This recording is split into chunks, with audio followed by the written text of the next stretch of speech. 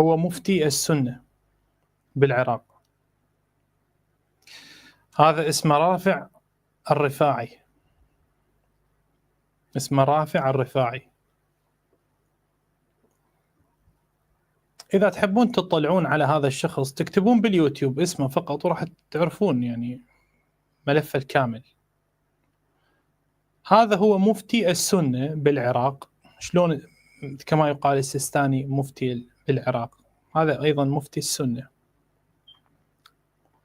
هذا سنة 2013 2012 عنده فيديوهات موجودة باليوتيوب يعني لا موجودات الفيديوهات طبيعية، هو يتكلم يحرض على قتل الشيعة موجودة،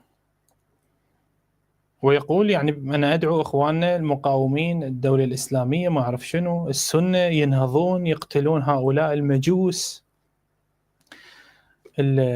إيش بعد والله الكفرة، يعني يقصد على الشيعة بصورة عامة. وساهم مساهمة كبيرة جدا بدخول داعش للعراق، لأن هو كان صوته يحشد الناس لمقاتلة الجيش العراقي ومقاتلة الشيعة.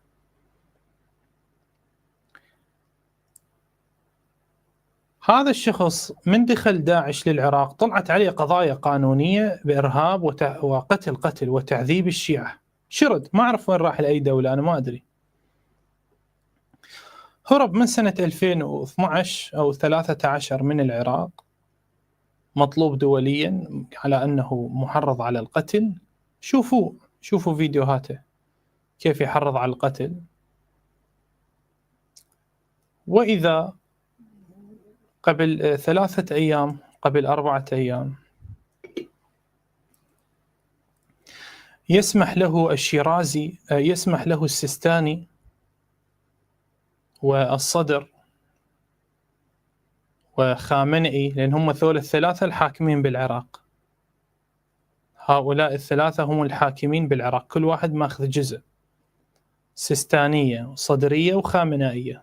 تعرفون كل زين، السيستانية بالحكومة، صدرية العصابات، وخامنائية الميليشيات، متقسمين اللي هم بيناتهم مرات يتقاتلون أيضا. والحكومة كما تعلمون هي حكومة السيستاني وحكومة خامنئي، هاي الحكومة الموجودة يسمونها حكومة أنفاس الزهراء. إذا واحد في شيعي قواد يتابعني يقول لي لا شي علينا السيد شب، يسمونها حكومة أنفاس، فرحانين بها هم، يسمونها حكومة الزهراء. الزهراء هي اختارت هاي الحكومة. المهم هذا قبل أيام استقبلته الحكومة العراقية استقبال رسمي، وكأنه العالم المحقق الفاتح ناشر الإنسانية ناشر السلام بالمنطقة، الأسلحة والسيارات والجنود والاستقبال الرسمي من المطار. هو نفسه كان هارب ملاحق قانونيا محرض على القتل مدخل داعش للعراق هو نفسه.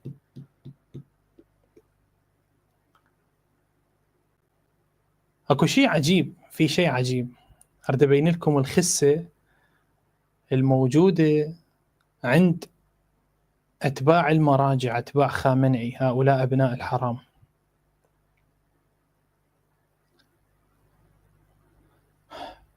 في عنده فيديو، هو هذا عنده فيديو يقول كذا، هو يعني هو عصبي يتكلم بطريقة يعني كذا يتكلم، قال إيه وإحنا شنو حصلنا، هذا أبو مهدي المهندس الإرهابي، وهذا قاسم سليماني الإرهابي، وهذا مدري منو الإرهابي. ذكر بعد كم شخصية شيعية ما أعرف شنو ما أذكره. هو الفيديو موجود، هذا الفيديو موجود.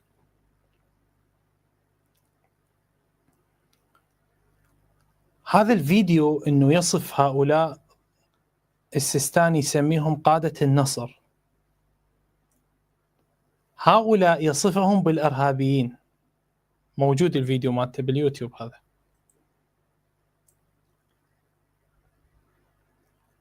هذا شلون يعني يستقبل استقبال رسمي من حكومة قاسم سليماني وأبو مهدي المهندس وخامنئي. هي هاي حكومتهم كلكم، حكومة حتى يسمونها حكومة الولائية. شلون يستقبل استقبال رسمي؟ لأن أمير قريشي من أنطى رأيه بأبو مهدي المهندس وقاسم سليماني وحسن نصر الله وخامنئي ربربكم احترق. شلون هذا اجى دخل للعراق معزز مكرم بحمايات أمنية؟ ليش؟ شنو السبب؟ أنا ما أخفي عليكم، من شفت أنا هاي المسخرة السيستانية، هاي المسخرة الصدرية، المسخرة الخامنائية، ردت فد سبب، يعني ردت فد سبب، ردت أشوف ليش شلون هذا دخل. يعني مو معقولة لهالدرجة الخسة والدناءة؟ معقولة؟ يعني حتى الشرف ويا أعدائهم ما عندهم. ليش ما سبحان الله، الله يحط أمامي فيديو لأحد وزراء العراق مستقبلين ببرنامج، فالمذيعة سألته مقدمة البرنامج، قالت له أنتم شلون سمحتوا للإرهابي المجرم المطلوب بقضايا قتل وإرهاب ضد الجيش العراقي أحمد الرفاعي، رافع الرفاعي، يدخل للعراق؟ أنتم كحكومة شلون سمحتوا؟ هذا الله نطقه. شنو قال؟ قال لها شوفي، يعني كذا يكلمها، قال لها شوفي، ماكو واحد مطلوب بقضايا قتل وتحريض على الجيش العراقي ومساندة لداعش يدخل إذا مو في جهة سياسية داعمته. مستحيل، ما يقدر يحط رجله بالمطار. هو يقول له هو. فهي المذيعة تسأله تقول له يعني هو دخل من خلال التعاون مع جهة سياسية؟ هو يقول نعم من خلال جهة سياسية. يعني أنت هنا شنو تفهم؟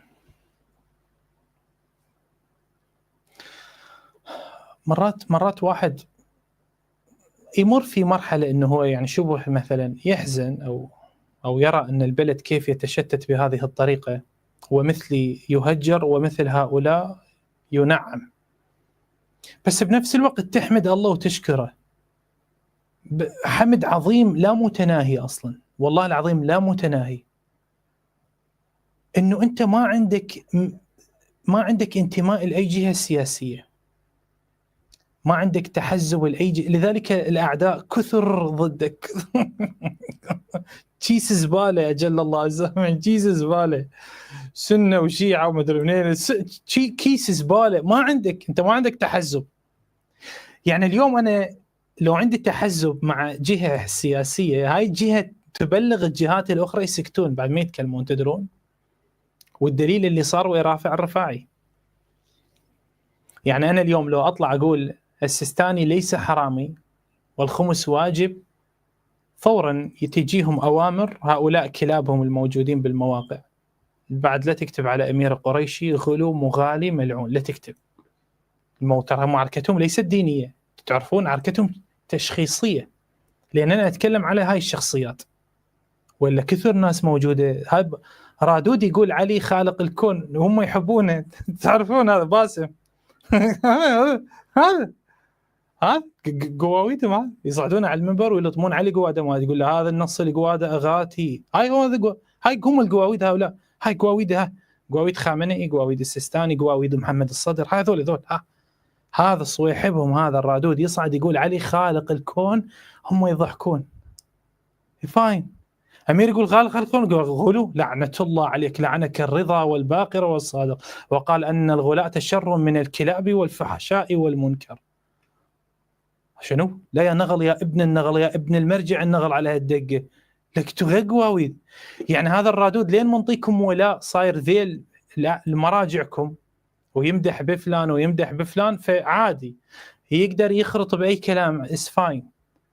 بس هذا اللي انحر ما عنده، يضرب مراجعكم بالقندرة، أي كلمة يقولها تكفر عليه. هذا الواقع، هذا الواقع اللي احنا عايشينه، ترى هذا هو الواقع. شخص مثل رافع الرفاعي، انت السيستاني ما تستحي؟ انت محمد رضا ما تستحي على نفسك؟ انتم ما تخجلون؟ طيرتم نص أبناء الشيعة، نص شباب الشيعة قتلتوهم، أنتم قتلتوهم أنتم، لأن المعركة كانت سياسية بيناتكم، أنتم تتعاركون على المناصب أنتم والسنة، كل احنا نعرف هذا الشيء. لك جواد ما عندكم شرف، ما عندكم غيرة، تطبب واحد قاتل مفتي لداعش، انتم يعني عجيب والله العظيم عجيب. متى هذا البلد الشعب ياكلكم؟ متى هذا الشعب يثور وينعل ربكم ينعله، يطب على كتبكم يحرقها بما حوت، وانت تعرف شنو اقصد بهاي الكلمة، بما حوت من تفخيذ الرضيعة. متى هذا الشعب ينتفض ضد هذه القذارة الموجودة؟ هسه يطلع واحد، طبعا لازم ننطي مجال للقواويد اللي موجودين بالبث المباشر من اتباع المراجع، راح يقول السيد الشعلي قوات صار غير الحكومة كلها هناك تدار من النجف، تقود على انت، تقود على خالتك على عمتك، تضحك على الناس، الموضوع كله مرة. هذا مرة واحد اياد علاوي مو لو غيره، قال اياد علاوي لو غيره، واحد هم رئيس وزراء يعني خاض بالعملية السياسية، بالعملية السياسية القذرة، يقول للمذيع كذا، يقول له ما حد يصعد رئاسة وزراء إذا ما يطب بيت السيستاني، إذا مو من السيستاني تطلع ورقة. هو يقول أي مو أني، هو السياسي هذا ما يكذب، يعني ما يكذب بهاي النقطة أقصد، وصدق هو هذا الواقع. شنو نضحك على أنفسنا؟ هاي مال الشمعة 555، انتخبوا الشمعة وهي نجاة الأمة 169، مو هاي الأرقام الانتخابية، هاي هاي يضحكون على الناس. ورا ما باقوا وسرقة ويحطوا لهم كم مطي، هاي بعضهم موجودين، يقول السيد ما يدري، السيد ما عليه، ترى السيد ما يدخل وهذا المطي صدق ماذا فرخ، تلقى ذاك اليوم اجى للدنيا بعدها حتى شوارب ما طالعت له، فصدق قال لي صدق السيد ما يدري بالضيم والعملية السياسية والانتحال وتقسيم الكراسي اللي صار، ما يدرون. هاي الزعاطيط، هاي الناس ما تدري، الناس تكتب كتاب يكتبون، ما يعرفون العملية السياسية عملية كبيرة، كل كبيرة. رئيس الوزراء راكع تحت نعال السيستاني، تحت نعال محمد رضا السيستاني، أي أمر يأمره فورا ينفذه وهو مغمض، أصلا هو مغمض بدون أصلا ما ينظر له. حكومة هناك حكومة آمرة وناهية، خامنئي حكومة آمرة وناهية، حكومة هي الحكومة الآن الموجودة غير حكومة الولائية، غير هاي حكومتهم، هاي حكومتهم حكومة الولائية. شلون تدخلون واحد اسمه هذا المجرم؟ على أي أساس تدخلونه؟ لأن سوى ائتلاف، حط إيده بإيد حزب، لأن حط إيده بإيد حزب. أنت ما دام ما متحزب نرسل كلابنا تحاربك وإحنا نحاربك إلى أن تتحزب، إذا تحزبت نكف عنك.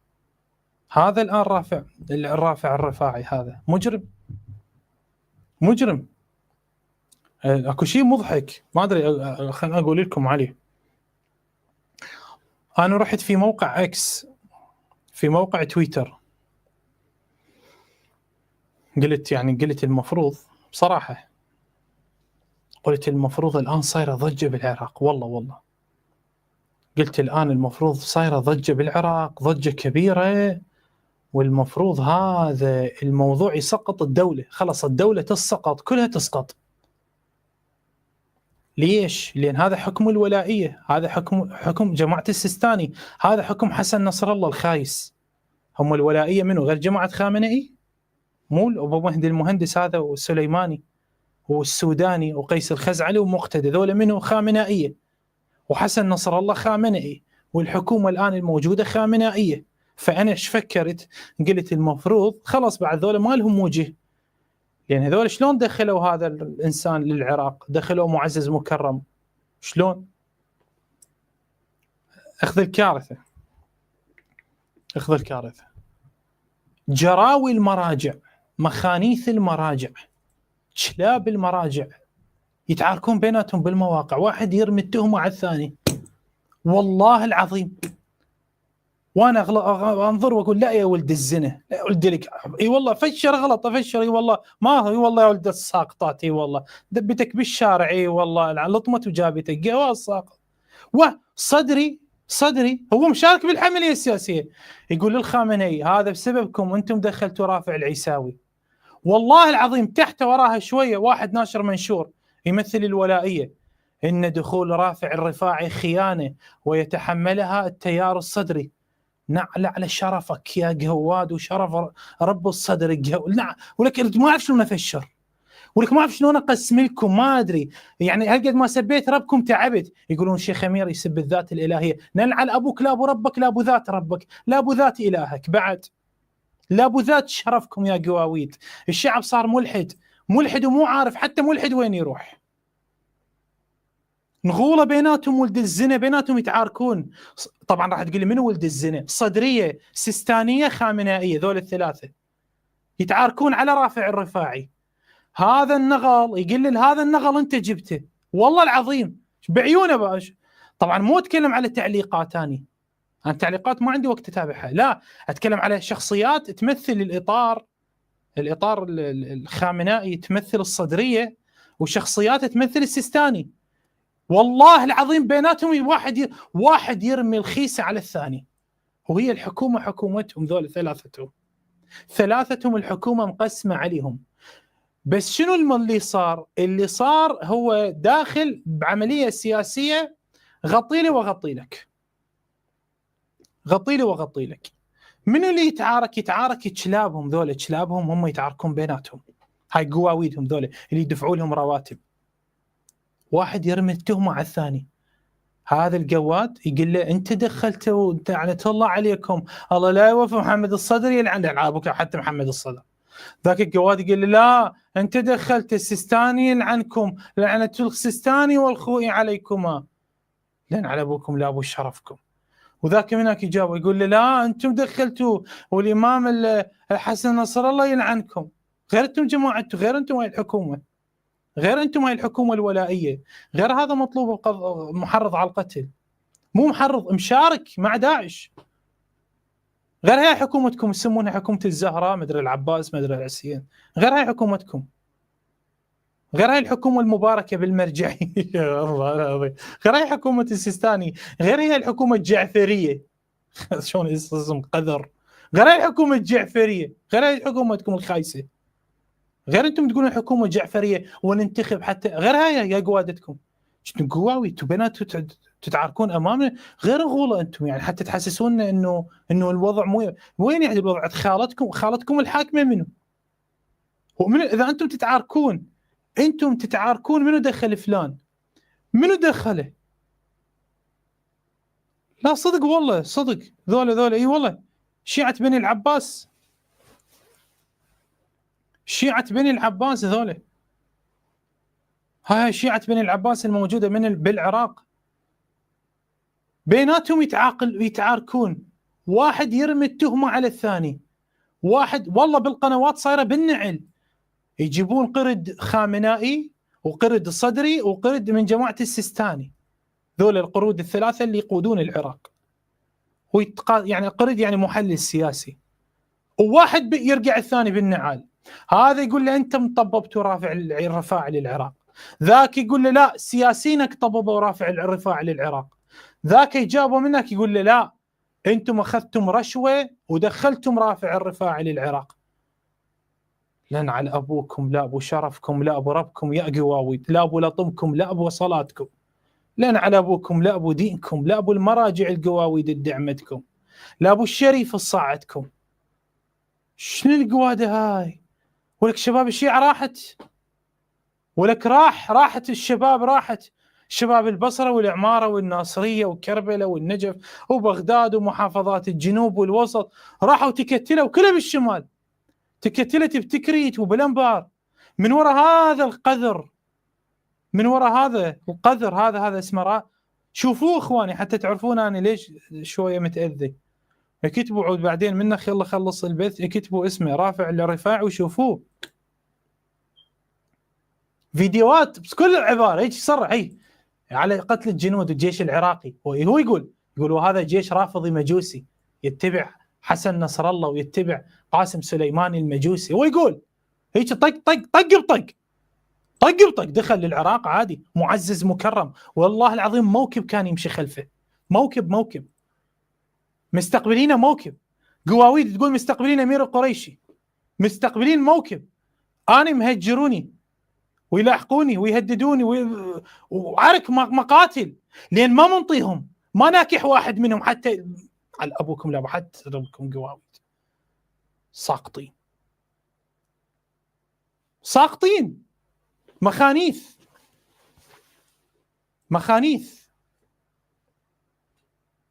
ما حاط ايدي بيدهم، ما دام ما حاط ايدك بيدنا خلص كل احنا نصير ضدك، صير مع اي حزب ما عندنا اي مشكله، اركب اي واحد من الموجودين، مثل رافع الرفاعي اجى ركب واحد من القاده وخلص صار مثله، فانكح لك اي واحد موجود اركبه، هو شنو هو اركبهم، اي لا حتى نكون واقعيين، لا سم الاشياء، امير المؤمنين يقول من استحى من قول الحق فهو احمق اليوم معناها قواد، شنو تستحي من قول هذا حق، ما دام دخل معناها ركبكم، هذا ركب الصدرين والنجلين العاطلين، هذا رافع الرفاعي، وركب السيستاني وبال على قبر الخوئي، ترى سبول بعد، وبال على قبر الخميني، وما اريد اقول كلمه ثانيه بخامنئي سواله نكحه بعد، ولا بأس ببعض القادة والشهداء وحسن نصر الله والسليماني. راح تقول لي ليش هذا الكلام الثقيل سويت بالهم ونكحهم؟ ليش؟ لأن هو كان يسبهم ويدعو إلى قتلهم بالفيديوهات، ويدخل للعراق بحكومتهم معزز مكرم، هاي شو تسميها؟ إذا سميها سياسة فمعناه أنت مضحوك عليك، أنا بالنسبة لي اسميها هاي قوادة، هاي نكاح، هذا اسمه رافع الرفاعي قام بعملية جهاد نكاح جماعي أصلا لهم، والله هذا نكاح جماعي، هذا سوى لهم عملية نكاح جماعية، السيستانية والصدرية والخامنائية، سب أو شتم، عوف السب والشتم، هسه هذا حرية رأي وتعبير، وإحنا نؤمن بهذا الشيء على أي شخص مهما كان، تحريض على القتل عينك، بعدين يدخل للعراق معزز مكرم ويستقبلونه وفد عسكري وطيارة خاصة تنزل واحد بالمطار ببغداد، كان يحرض على قتل منو؟ الجنود،